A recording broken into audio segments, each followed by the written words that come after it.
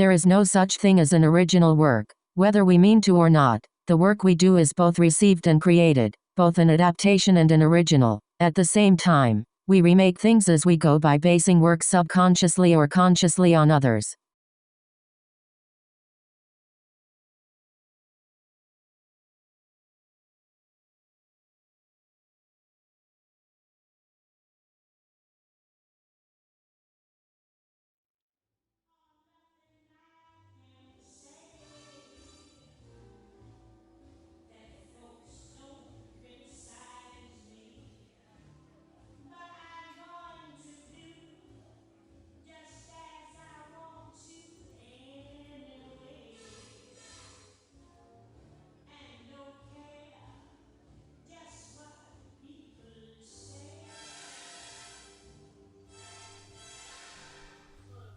Do you know the story of Antillon? Who? Scene 1. Antillon, a human, kills his son, chops him up, and feeds him to the gods, to test their ambitions. Great start. Scene 2. The gods realize the truth, they're gods, and they put the boy back together and send Antillon to Hades. Scene 3. Antillon stands in water up to his chin, food just out of his grasp, tortured with thirst and hunger, tantalized for eternity. Scene 4. His Frankenstein son grows up and wants to marry some girl. Her father says he must beat him in a chariot race first, because male insecurity. So Pelops, also a fragile male, strikes a bargain with the father's charioteer. If he sabotages the race, he can sleep with Pelops' wife. So he agrees. The father is killed during the race, they get married. But Pelops, on the wedding night, changes his fucking mind and throws the charioteer off a cliff. As he's falling to his death, he curses Pelops and all of his descendants. Which brings us to Pelops' two sons, Atreus and Thyestes, who fight over who will inherit the throne. Atreus wins. So Thyestes sleeps with Atreus' wife. Naturally, Atreus kills his two nephews, cooks them, and serves them to their father at a dinner party. After the dinner, Atreus asks his brother if he knows what he has eaten. And so the servants bring out the hands and the heads of his sons. Thyestes asks the oracle how he can be revenged. The oracle tells him to have a child with his daughter. Why? Because who fucking knows anymore? So that night, Thyestes sees his daughter going to a nearby stream. Yes. Yes, I think you know what happens next. Because this family has been a trash family from the get-go. Eventually, the other brother marries his niece, and she gives birth to her own father's son. And that son grows up and kills his father, who is actually his uncle. And her cousin kills Thyestes and rules Greece.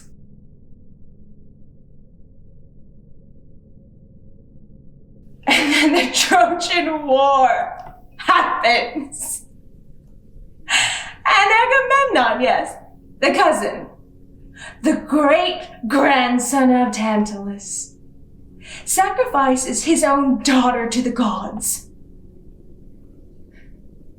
So his wife kills him. So their children kill her. I could go on.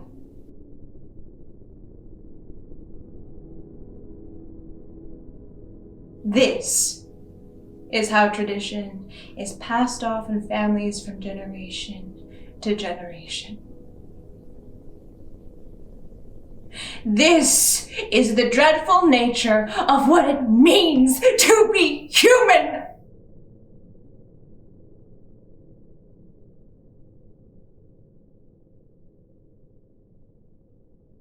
And so the opera begins.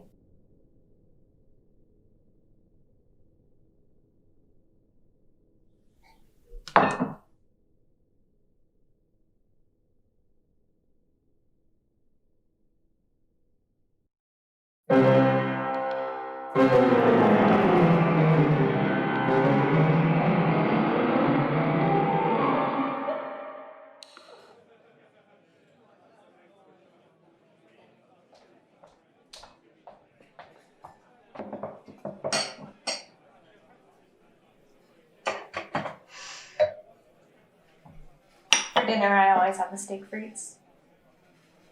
Well done. That's how it is for me. I need my protein. And sometimes I get the ground steak. Raw. Because in this way, you don't lose any nutrients at all. I am a vegan because I can't stand to eat meat. I think of the little chickens and the little cows, and I would rather eat cabbage.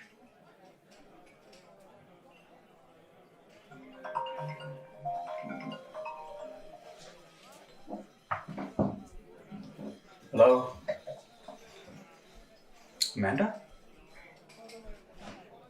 Hello? Bobby? Who is this? Harold? Hello? No, Harold. Who is this? Harold, what Frank? do you mean? But Harold. Frank. But to break up? What do you mean? Harold, you can't mean to break up. No, Harold, listen to me. No. Harold, you can't mean to break up. Frank, no, Harold. that's not what you mean. To break up? What? Well, you're not thinking straight, You're Harold. not thinking straight. What the Listen hell? to me. No. Frank. Did you forget how we You're are? being ridiculous. Did you forget what it means for us to be Did you together? forget what it means for us to be together? Harold, Frank. listen to me. No, the eggs. Think about the eggs. Harold, you can't. You cannot be serious, Harold, Frank. listen to me. You Harold. better listen to me. Harold. No, don't hang up. Frank. Don't hang up. Frank. Harold. Frank. Harold. Frank.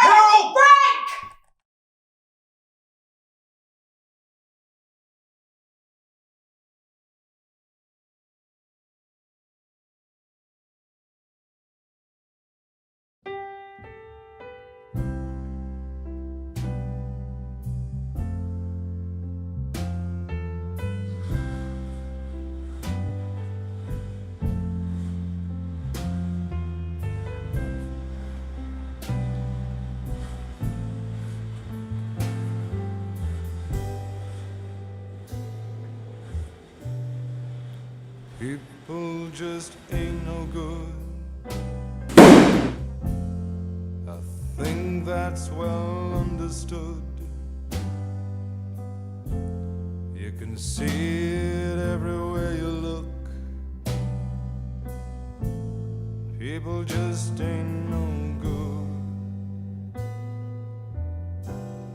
We were married under cherry trees. Blossom, we made our vows. The blossoms come sailing down. through the streets and through the playground. The sun would stream on the sheets, woken by the morning bird. We'd buy the Sunday newspapers and never read a single word. People, they ain't no good. People, they ain't no ¿Qué más? good. What more stupendous, more atrocious crimes can man conceive?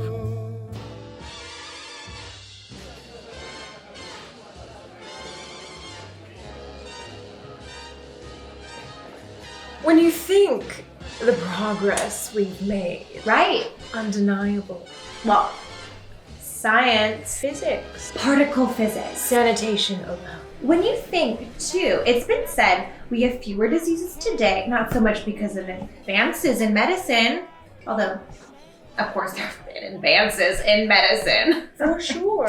But what has really reduced disease is simply better sanitation. Sewers. Street cleaning. Clean water. Clean water. If there was once a time that we were animals before we had evolved into human beings, we lived in the wild without central heating or plumbing. We have made progress. There are imperfections, of course, but in general, I think it's undeniable. There have been immense improvements. And even human beings themselves. Human nature itself evolved. The sense of social responsibility. Tolerance, openness to others. Human rights. Women! Compassion. Of a sort there never was before. We're just really far more advanced than people used to be. I think you can't argue with that. Of course, sometimes people behave badly. We know this. But in general, There is progress. beautiful things. Beautiful music. Buildings. I didn't even mention the novel.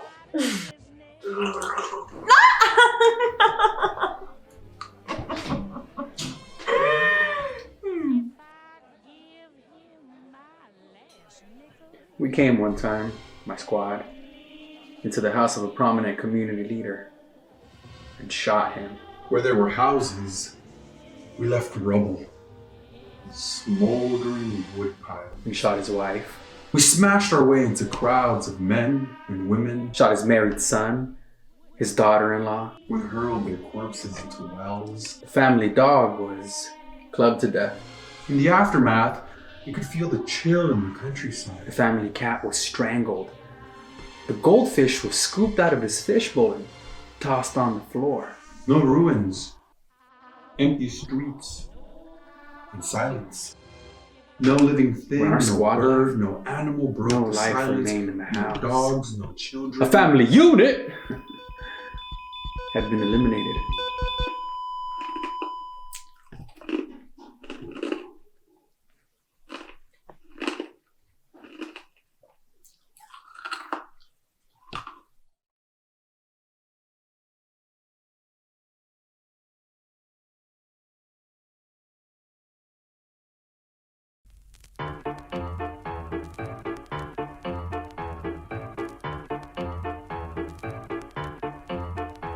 It's Scratchy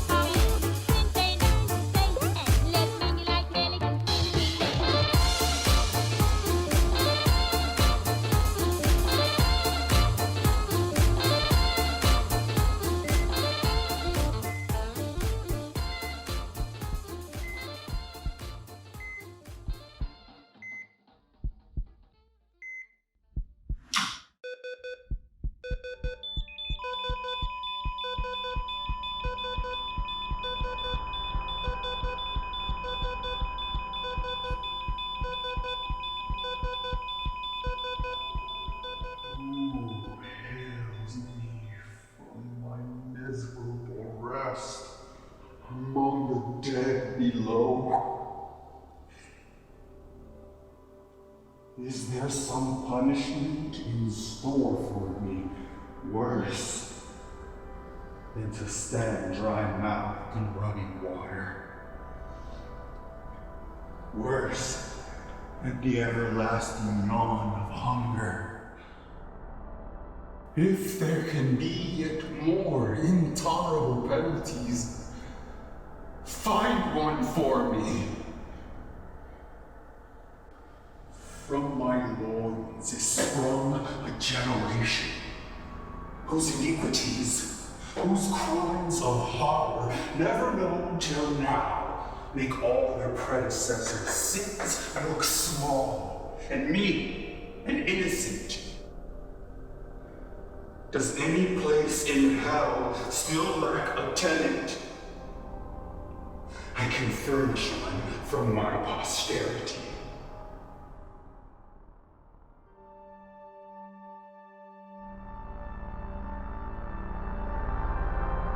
On with your task, abominable ghost! Let loose the furies of your impious house. Let evil vie with evil. Let anger be unchecked, repentance done. Let fathers' hate live on, and the long heritage of sin distanched their posterity.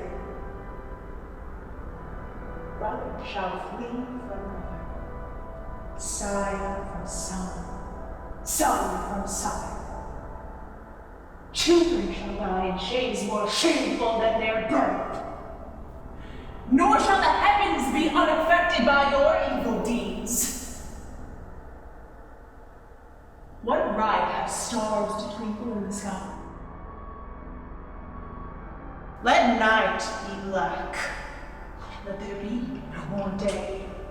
Let havoc rule this house, cold blood, death, strife, and death. This place be found without end and tartarus.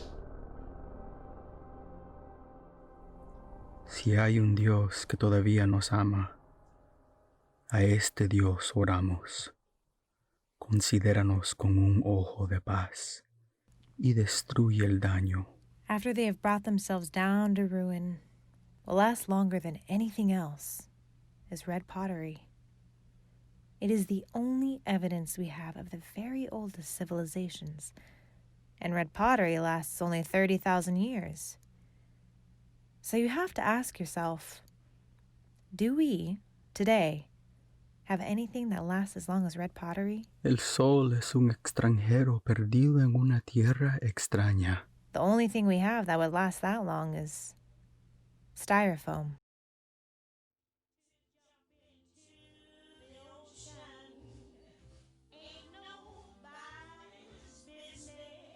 What are you doing?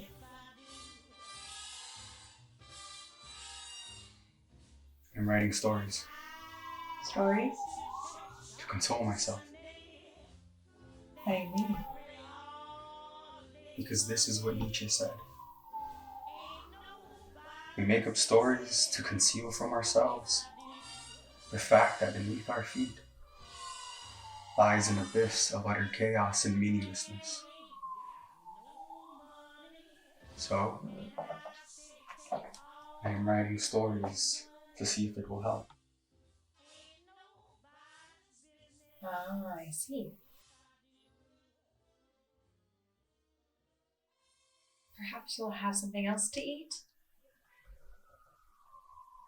Will you have a glass of wine? Or tea?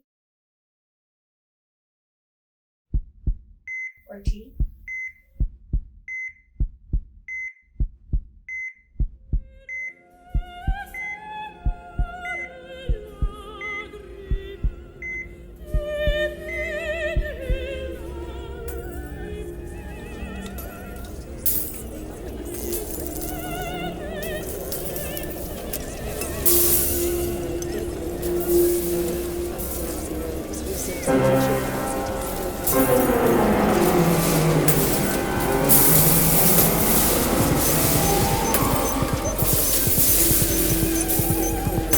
arrive by the end in 5, 4, 3, 2, 1.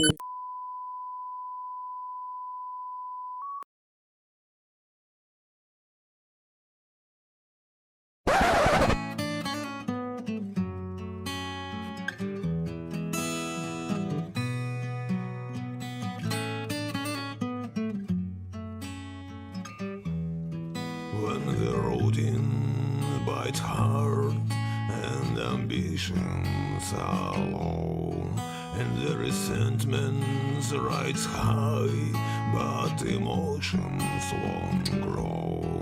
And we are changing our ways, taking different roads. Then love will tear us apart again.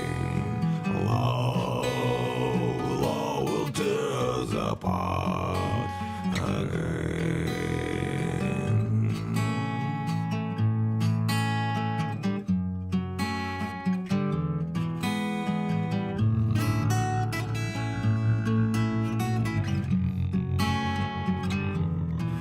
Why is the bedroom so cold? Turned away in your sight. Is my timing that flawed? Our respect runs so dry.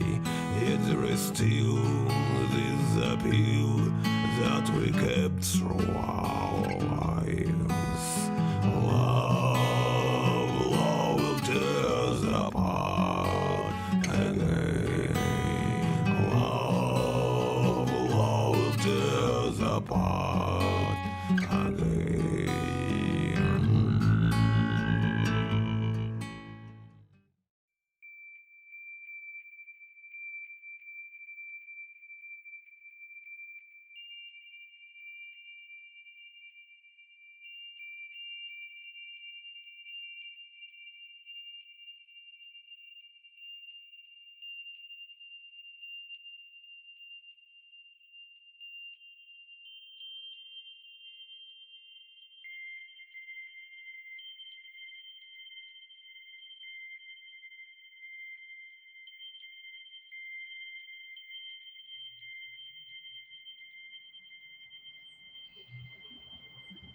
People forget. But about 1,000 years ago, they thought the world was coming to an end. So they sold their worldly goods, gave away all their money, and went to the top of a mountain to wait. And they waited. Some of them may still be there. The Millenarians. That's what they were called. And what they saw, finally, is that after the world ends, life goes on. That's how it was for the Greeks and the Romans. That's how it was for the Millenarians. A couple hundred years later, people in 1200, they didn't even know the world had come to an end. They just continued grazing the sheep amid the ruins, carried on with stealing and fornicating. When you go to Arizona, you see the horizontal line of red in the rock. That's where the sea came up to. Then the levels fell. The fish all vanished. And here you are, sitting at a picnic table, thinking how beautiful this is. Like heaven.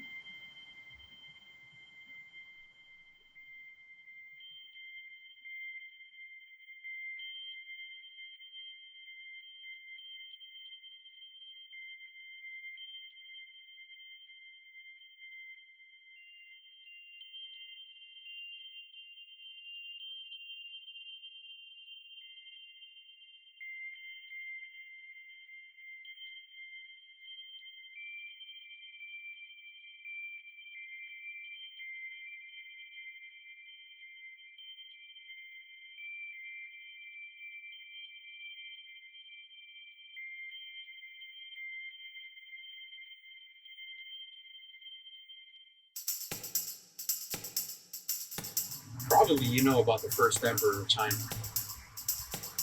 who conquered everything, found a pill to make him immortal. And he took this pill every day until finally, the pill he took for immortality was the thing that brought him down and killed him.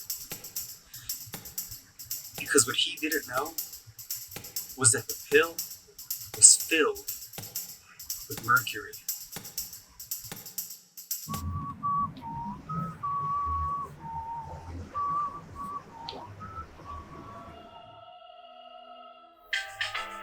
Hey. No, I'm not busy. No. Frank's not here. He's, I don't know, somewhere.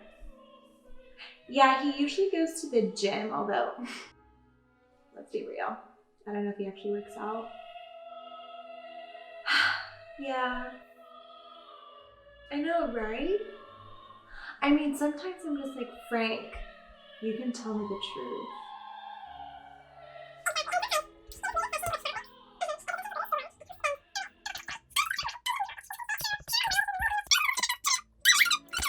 So I did. And here we are. Okay, love you too, bye.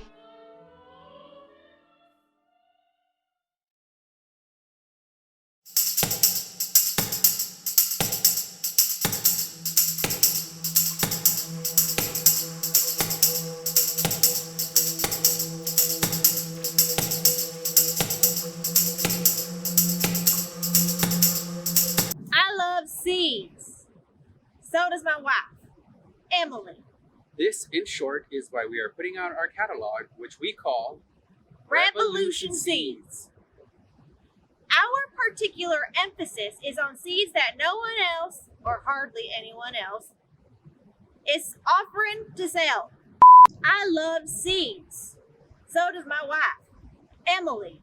This, in short, is why we are putting out our catalog, which we call Revolution Seeds. Our particular emphasis is on seeds. Line? Shit.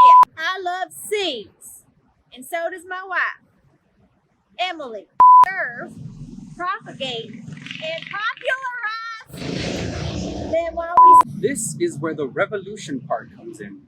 Whatever your political beliefs may be, and no matter what you think our country is doing in the world today, and my wife has very kindly encouraged me not to digress here into political rant. The case for a revolution in the way we produce our food is very strong.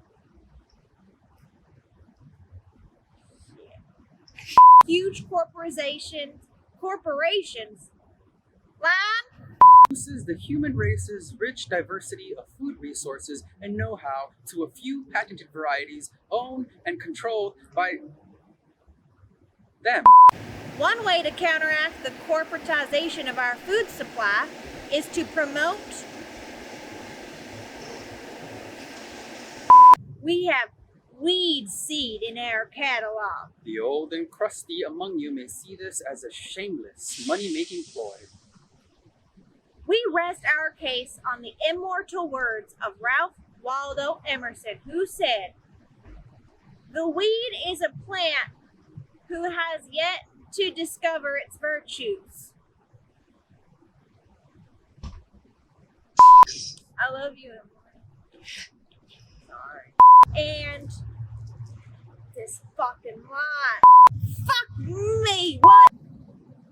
As regards to invasive weeds, my expertise and experience suggest that weeds only invade an area when the natural balance of things has somehow been disturbed. What are you saying? You want to say something about the bear? The bear? Yeah. Like, what's up with that? Where did it come from? Well, I thought you were here when it got here. No. Well, I don't know. Were there like original English settlers here? I don't know.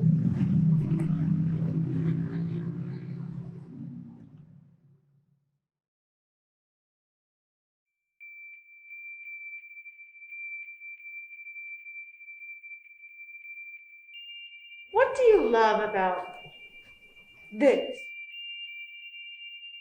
The spontaneity. The relaxation of rules. Sunshine. Openness. Eternity. Lightning strikes. Life is reversed. Tragedy reduces it all to rubble. Happiness phoenixes up from nowhere. Delight and joy. Optimism. Along with the feeling of warmth. Humanity. Tolerance. Possibility. The absolute embrace of life on earth.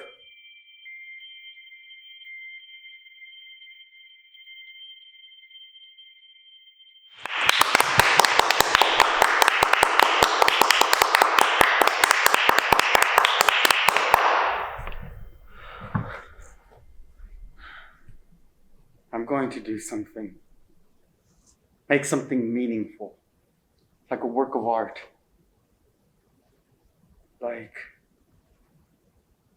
I'm going to write a play.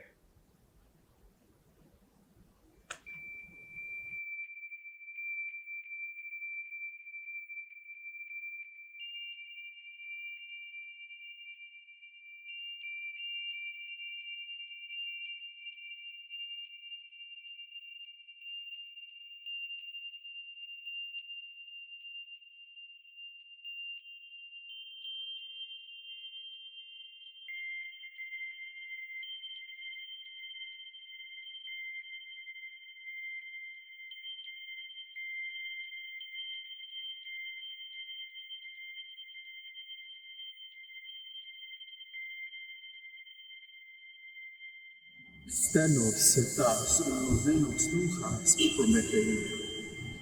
Da crucisa da corazón. Ralenar legomeno eos pareais. Não dias eterna pagais. En mega tagar taio Deus. E Dio Deus nomos gratumam.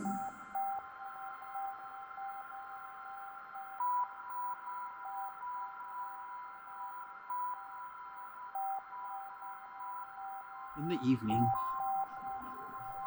is there anything lovelier than a beautiful evening? A warm summer evening. And so, as it grows dark, you are looking up at the stars. And you're not trying to predict the course of the universe. You're simply enjoying it. And enjoying looking down from the stars to the ancient cities you see below. Vanished civilizations, barely visible from outer space, and their last bits scattered here and there as you look down. And here and there, you see the blasts, the detonating and the crumbling. When your life comes to an end, I don't know that you're gonna care about much of anything except, did you love someone? Did someone love you? How was it being together? What was better than sitting in a cafe in the late morning or after lunch, talking about nothing much? Things you think. This is a boring, conventional, routine life, but so full of pleasure. It's unique, the two of you. This concoction of different histories, taste, impulses, neurons, memories, brought together in complete delight for a millisecond and then gone forever. And then, if you have children, the pleasure in their joy, in their company, in the paths they take that you've never been on, that you never would have even imagined. And then, too, there are some good friends. Of course, they may enrage you from time to time. Tedious, annoying bullshit. But they're the universe you live in. You may enjoy the idea of the planets, even though you've never seen them. You may enjoy the ocean and the Grand Canyon. Of course you'll enjoy it if you see it. You can't avoid being affected by the economy, international relations, imperial aspirations, and xenophobic rages. Assholes and bastards and raving maniacs. And for the dreadfully unlucky, you may have your life made wretched or brought to an end by these things. And they're not trivial by any means. And still, when your life is brought to an end, I think. When your life comes to an end, I don't know that you're going to care about much of anything. Except. Did you love someone?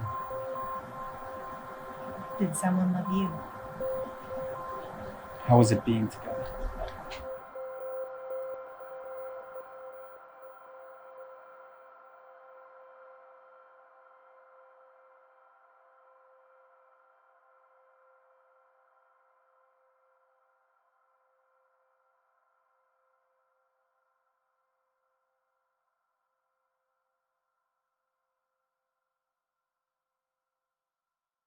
My world's on fire, my world's on fire, my world's on fire, my world's on fire, my world's on fire, my world's on fire, my world's on fire, my world's on. Humanity, I love you because you would rather black the boots of success than inquire whose soul dangles on his watch chain, which would be embarrassing for both parties. And because you unflinchingly applaud all songs containing the words country, home, and mother, sung at the old Howard. Humanity, I love you. Humanity, I hate you.